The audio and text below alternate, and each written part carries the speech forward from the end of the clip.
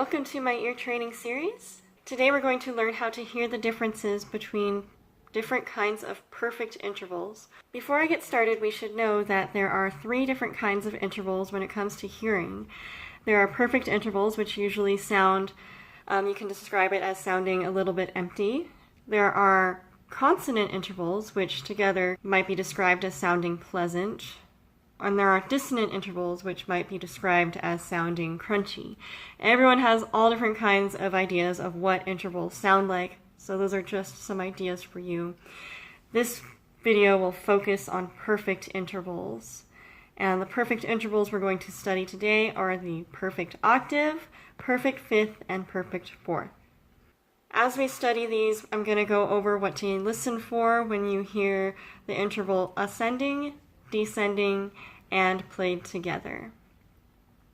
If you don't know what intervals are or you're not sure what I'm talking about, I recommend you check this video right here.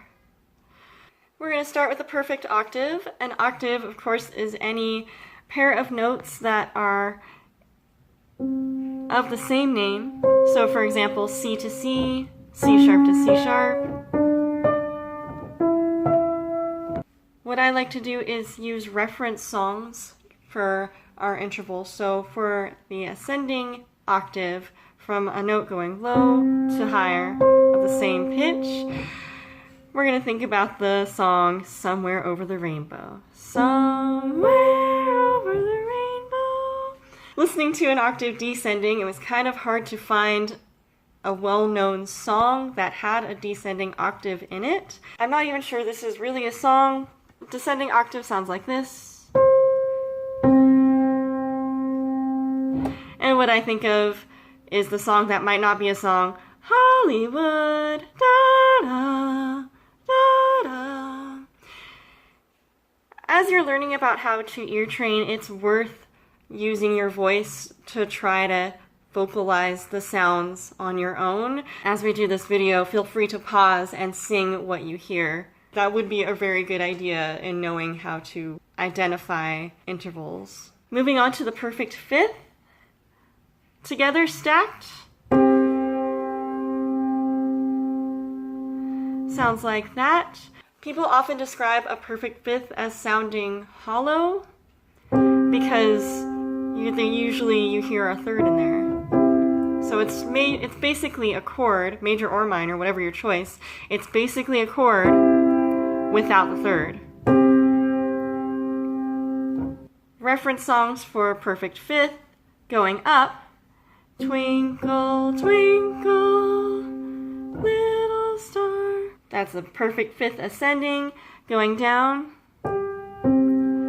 Flintstones, meet the Flintstones. I don't know if any person under the age of 21 knows that song, and rightfully so. That was a terrible show. Perfect fourth. So this is where it gets confusing.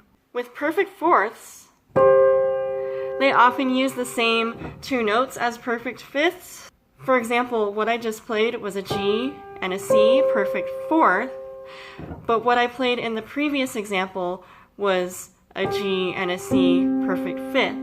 So being able to identify them as they are sounded together, it's really important to be able to pick out the pitches and sing them separately on your own. So we'll do that a little bit. Here's one perfect fourth. So I'll be thinking, da, da. By the way, perfect fourth, the song you can think about is Here Comes the Bride. Here comes the bride. And then going down, a song you can think about is Day-O. Day-O. I couldn't find that one online. I had to look in a Raffi songbook, and I found that there. So that's basically it for getting to know what they sound like. What we're going to do now in the video is a very short practice. This video is going to be accompanied by another video that is only an assessment of identifying the three intervals. I'll give you 5 seconds to listen. I will play it one more time, and then I'll tell you what the answer is.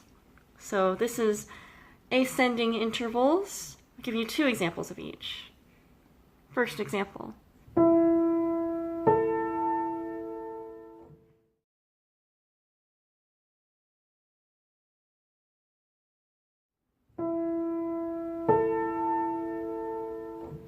That was an ascending fourth. Second example.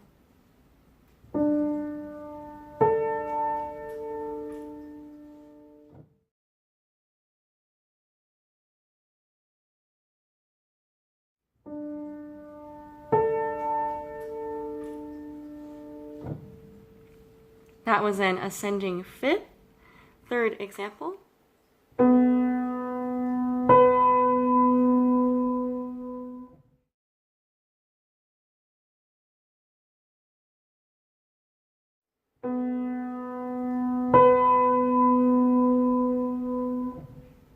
That was an ascending octave. Fourth example.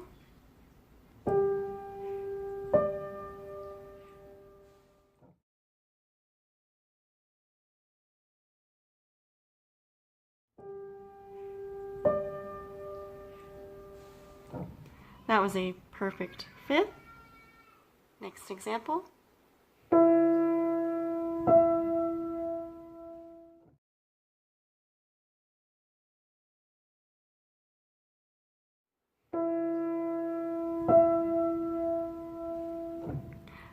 That was an octave. Next example.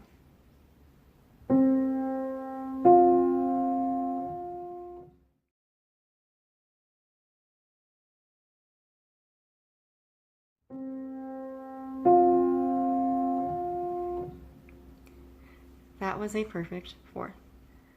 Now I'm going to give you 6 examples of descending perfect intervals. First example.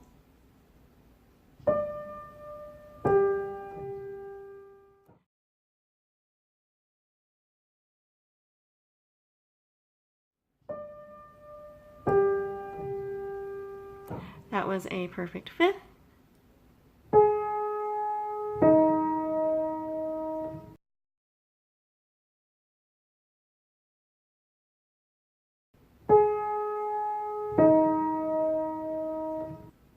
That was a perfect fourth.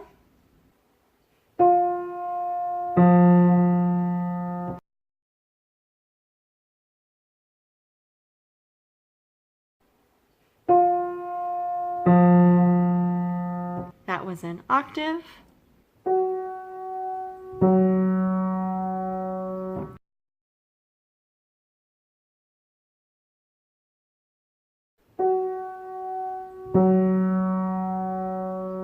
That was also an octave.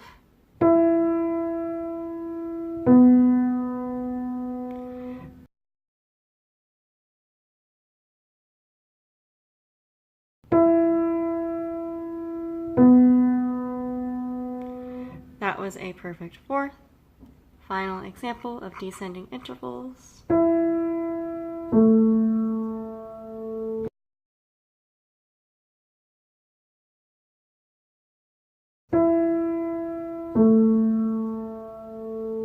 That was a perfect fifth. Now I'm going to give you some stacked intervals. I'll give you 4 examples for this.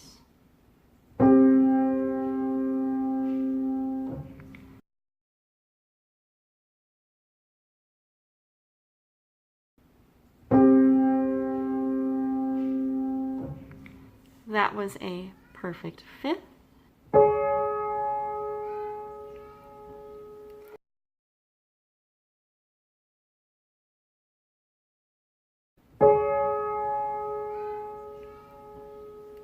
That was a perfect fourth.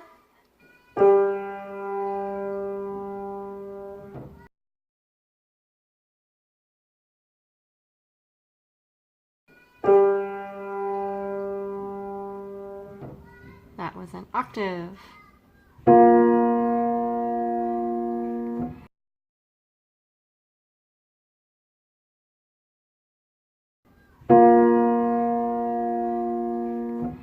That was a perfect fifth.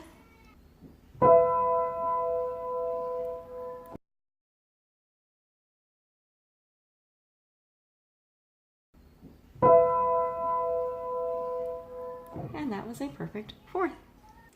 If you need or want additional practice on this, I will link the video in the end screen and also right up at the corner. The next video in this series will be on consonant intervals, including thirds and sixths.